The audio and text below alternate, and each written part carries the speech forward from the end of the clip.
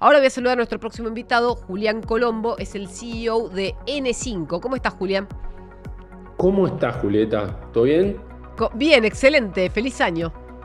Igualmente, la última vez nos vimos en invierno en Buenos Aires, yo te visité y hoy vos venís de forma remota a visitarme en la cálida ciudad de San Pablo. ¿Cómo estás? ¿Todo bien? ¿Cómo está San Pablo? Me encanta que me cuentes de San Pablo. Calurosa, Claro. no muy bonita, pero llena de gente muy agradable y se puede ¿Por qué hacer no muy bonita? buenos. Sí, No San es, Pablo no siempre es una fue... ciudad muy bonita, Buenos Aires, tenemos que estar orgullosos de Bueno, esa ciudad que yo no vivo hace como 30 años, pero es hermosa. qué Buenos lindo. Aires, San Pablo es una ciudad ideal para hacer negocios y pésima para vivir el mundial cuando vos tenés mi acento, así que 2026 va a ser un año desafiante. Excelente. Bueno, para la gente que no te conoce, acá tenemos una parte del público de C5N. Mirá, pues estoy discutiendo con alguien que le dije, anda a ver C5N, de CNN, que él nos contó su historia de cómo empezó como emprendedor en una startup que empezó dándole servicios a los bancos después de haber trabajado mucho tiempo en un banco grande. Y ahora hay como una discusión respecto de cómo va a seguir esta evolución de los servicios que dan los bancos tradicionales respecto de la fintech. También se discute mucho qué pasa, sobre todo en Argentina, no sé si eso se discute en Brasil, qué pasa o qué va a pasar con los créditos, con las transferencias entre países, cross-border. ¿Qué nos puedes decir de cómo empieza 2026? ¿Va a ser un año próspero en ese sentido? Nosotros estamos en 18 países, entonces en general mis respuestas van a ser un poco un destilado de lo que va pasando en esa geografía, de la cual la mayoría está en Latinoamérica. En general, básicamente la pandemia fue, si querés, el catalizador del cambio más grande que tuvo la industria financiera en el mundo. Si vos tenés un informe de hace 7, 8 años, la gente te hablaba que la falta de bancarización era el problema central. Correcto. Y hoy Sí. todo el mundo tiene una billetera, todo el mundo paga de alguna forma. O sea, a nadie lo sorprende eso, pero eso claramente fue impulsado por algunas restricciones logísticas que había. Hasta los gobiernos le querían dar una ayuda a alguien, esa persona no se podía desplazar, había que darle algo virtual. Por lo tanto, hubo un salto muy grande previo, si querés, a la irrupción de la inteligencia artificial, que es más cercana, es más noviembre de 2022, que se dio en todos los países en forma conjunta. Yo te diría que hay muchos países donde hoy la definición es un tipo nace y se le abre una cuenta. Por lo tanto, yo estoy mirando aparte acá en el costado de los comentarios por si Ah, alguien sí. Yo te los leo cuando dice haya una algo. pregunta para vos, porque si no te vas a... Porque como siguen con la Sí, inflación, te van a arrastrar al sí, lodo, sí, ¿no? sí, Yo te totalmente. leo las preguntas.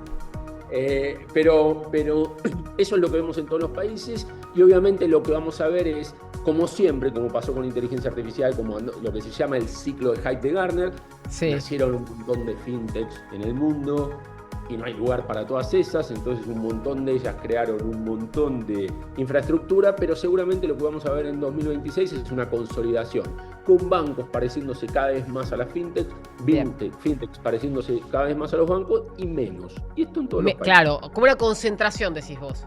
Va a haber Siempre, siempre menos pasa eso. fintech, no sé si menos banco, pero va a haber como una unificación. Siempre, mira, yo siempre cuento la historia, cuando uno piensa en el imaginario popular, y yo, digamos, fui director de banco muchos años, tengo clientes banco, ahora tengo una Claro. fintech y tengo clientes fintech, en general hay como una teoría subyacente de que el tipo que trabaja en una fintech es cool y el tipo que trabaja en un banco es un aburrido y un gil. O sea, no Sí, tiene es que ser verdad. creativo, todo. Y Sí, en realidad, yo tuve la experiencia, primero yo estuve en los dos lados, entonces y ni me vine más creativo sí. ni me vine más prudente, probablemente más o menos Tal soy la cual. misma persona. Lo que sí observé es que son dos tipos de instituciones con objetivos casi opuestos. Mirá. Vos sabés mucho de inversión, entonces vas a entender la teoría del inversor, ¿no? Si yo invierto plata en una fintech, espero que tenga un crecimiento muy expresivo, aunque no me dé rentabilidad en el corto plazo.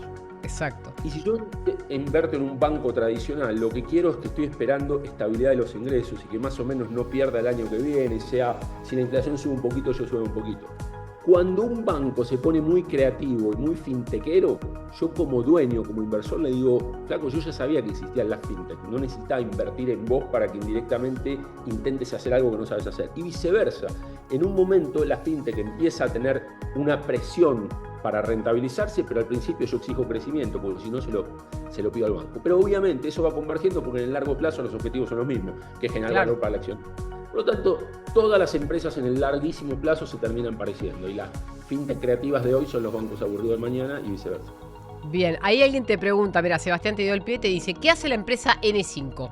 Está bueno que lo cuentes porque, claro, está lleno de empresas como, no que hacen lo mismo que N5, que dan servicio como backstage.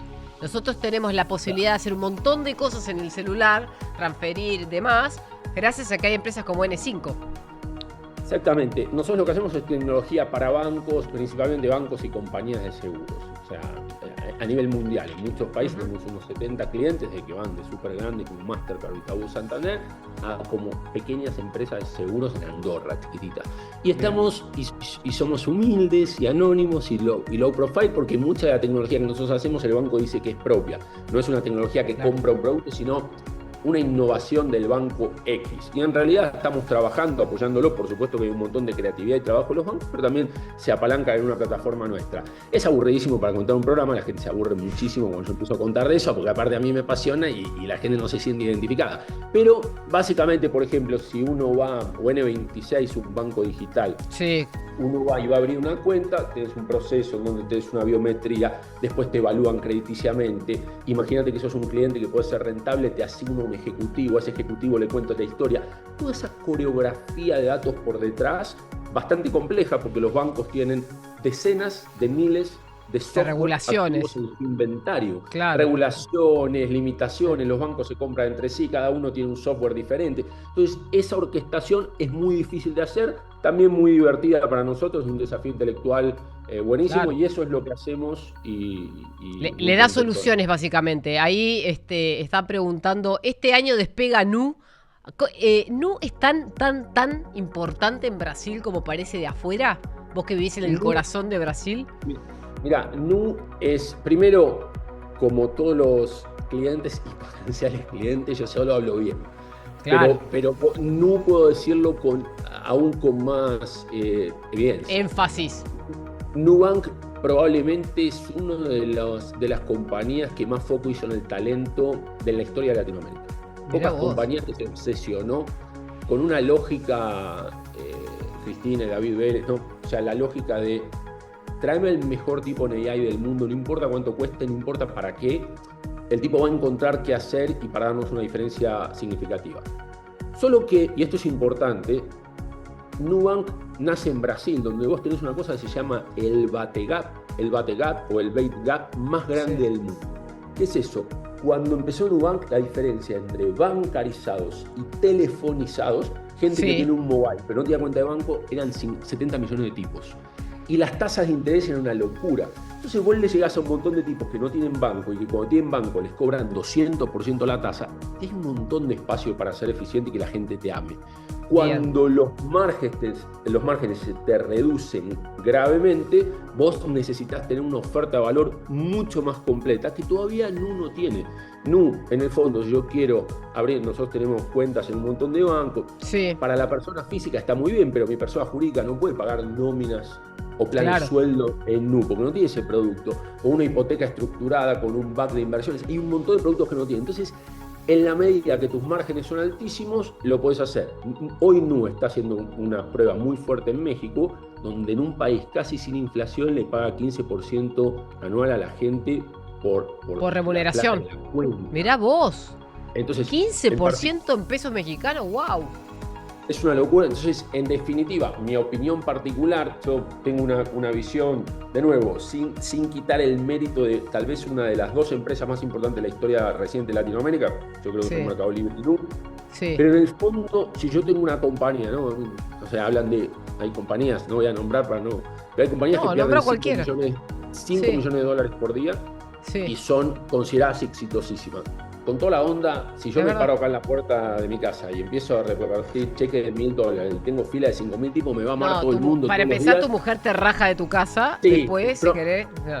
Pero probablemente no hay gran mérito en eso. Entonces yo creo que lo que tenemos que ver de nuevo es cómo le va en Colombia, en México, donde las circunstancias del mercado son muy diferentes a las de Brasil. Está muy bien. De verdad pega en México y en este momento crece a lo loco, pero en algún momento le tiene que decir a un señor, yo le paga 15%, le voy a pagar 0, porque es la única forma que mi negocio cierre.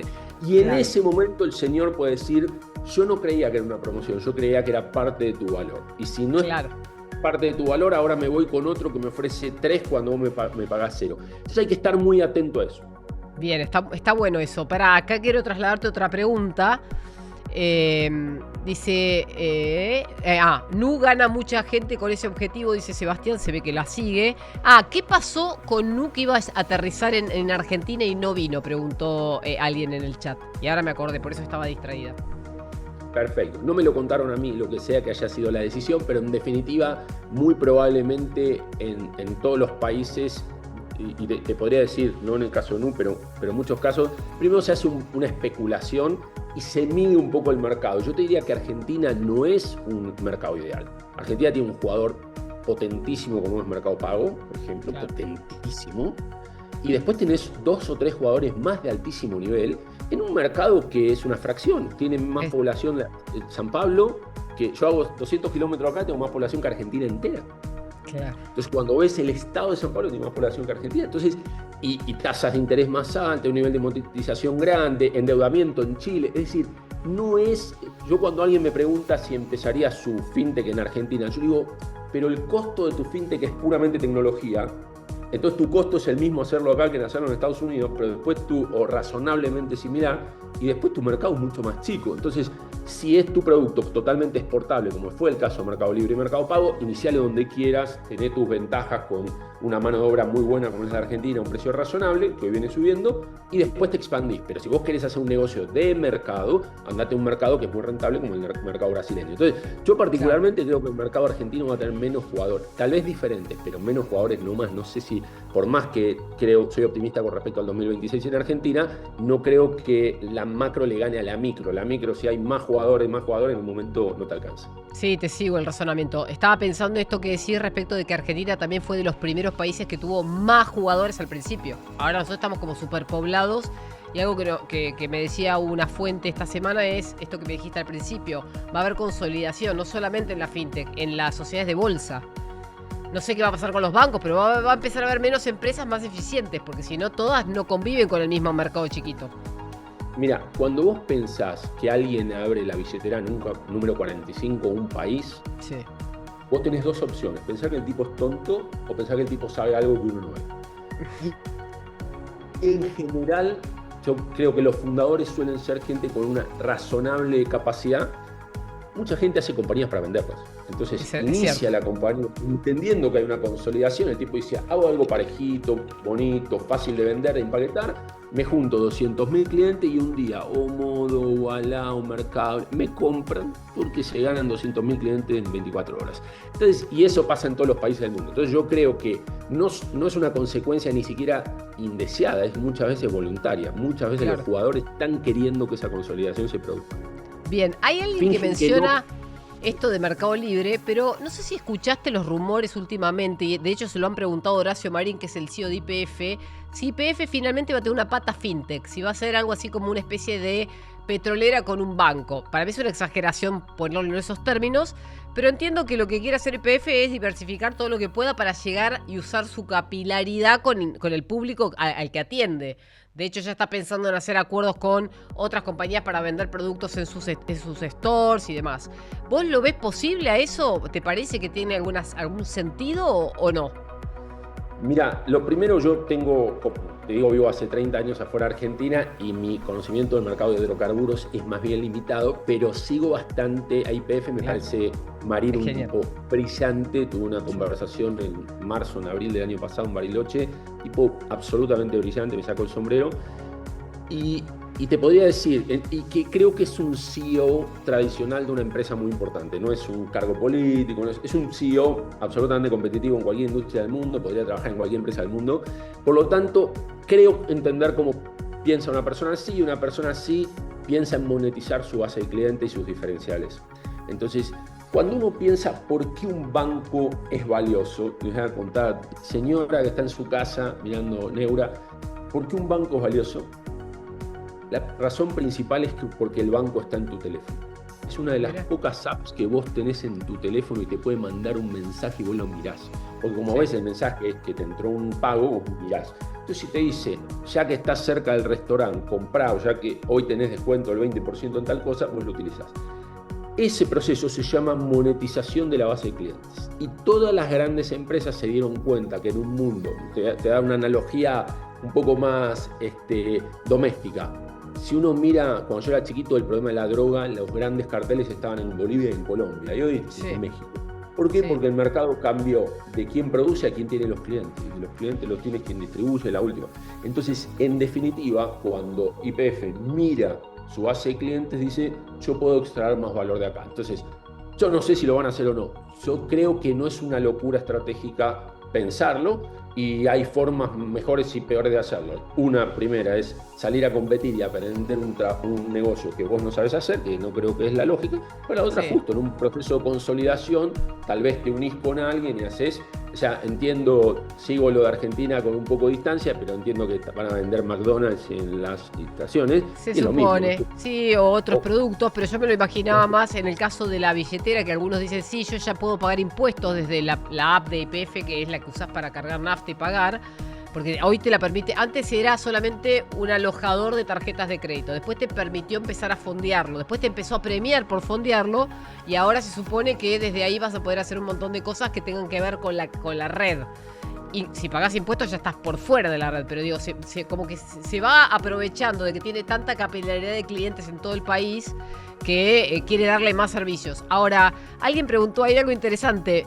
¿Por qué N5 está en San Pablo y no en Argentina? ¿O no tiene sede en Argentina? No solo tenemos sede en Argentina, sino que se abrió una semana antes de San Pablo, o en la misma semana. Es una empresa argentina.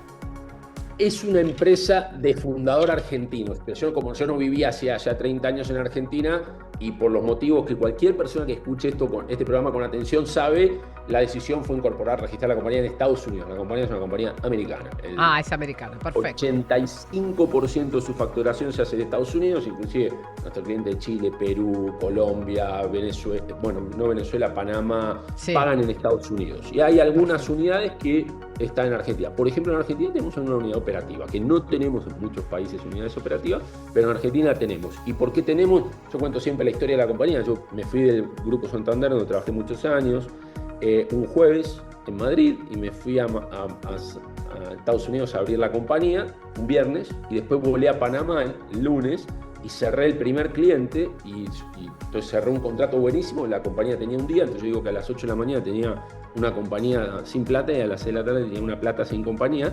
Entonces me fui a buscar donde yo tenía mis contactos, armar un equipo rápido, me fui a Argentina. Entonces el primer día de la historia del 5 estaba incorporado en Estados Unidos por un cliente en Panamá, con ese fundador viviendo en Brasil y con su equipo viviendo en Argentina. Y eso empezó, toda esa complejidad se extendió, pero Argentina es un lugar súper central para nosotros, y voy a decir que casi independientemente de los signos políticos, siempre invertimos un montón en Argentina, creemos en el talento argentino, es el primer lugar donde buscamos gente, y no es el país hoy que tenemos probablemente más gente, tenemos muy distribuida a nivel mundial, pero está segundo, primero, tercero todo el tiempo.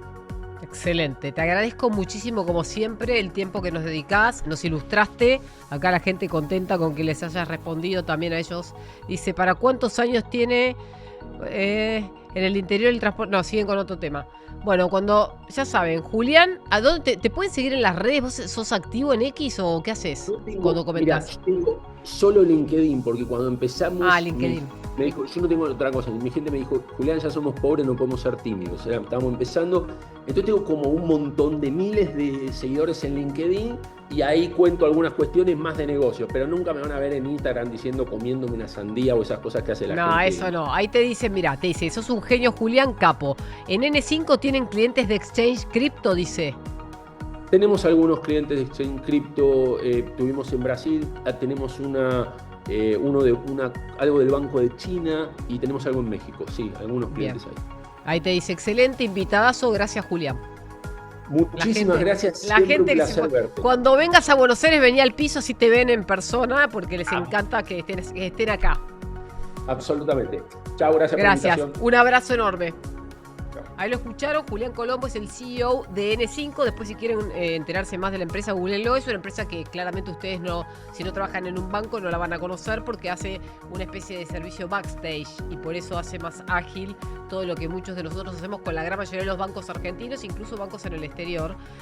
Sí, la verdad es un capo, a mí me cae muy bien cuando hablo con él, porque sabe mucho sobre las tendencias de los medios de pago, de las plataformas, de lo que va a pasar con el sistema bancario profesional, institucional y también fintech, y nos muestra un poco lo que tenemos que mirar.